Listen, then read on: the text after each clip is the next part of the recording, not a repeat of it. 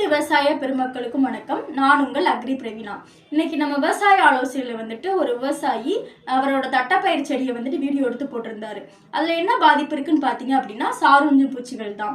இலைப்பேன், அஸ்வினி, இந்த 2 விதமான பூச்சிகள் என்ன பண்ணுன்னு பாத்தீங்க அப்படின்னா இலைக்கு மேலே சரி இலைக்கு கீழே சரி உட்காந்துட்டு சாறு உறிஞ்சதுனால நம்மளுக்கு இலைகள்லாம் சுருங்கின மாதிரி ஆயிரும்.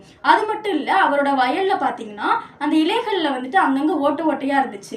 இது எதால வரும்னு பாத்தீங்க அப்படின்னா இலை தின்னு புழுக்களால தான் வரும். அது மட்டும் இல்ல, இந்த சாருஞ்சும் பூச்சிகள் இலை தின்னு புழுக்கள் இருந்தாலே அந்த இடத்துல நம்மளுக்கு வளர்ச்சி இருக்காது. சரி, இந்த பூச்சியும் கட்டுப்படுத்தணும், வளர்ச்சியும் நம்ம சரிப்படுத்தணும் அப்படின்னா என்ன பண்ணலாம் நீங்க கேட்கலாம். அதுக்கு என்ன பண்ணணும் பாத்தீங்கன்னா நம்ம ப்ராடக்டான இன்ஃபினிட்டி அண்ட் ஃபெர்டிலிட்டியை யூஸ் பண்றது மூலியமா நம்ம கட்டுப்படுத்தலாம்.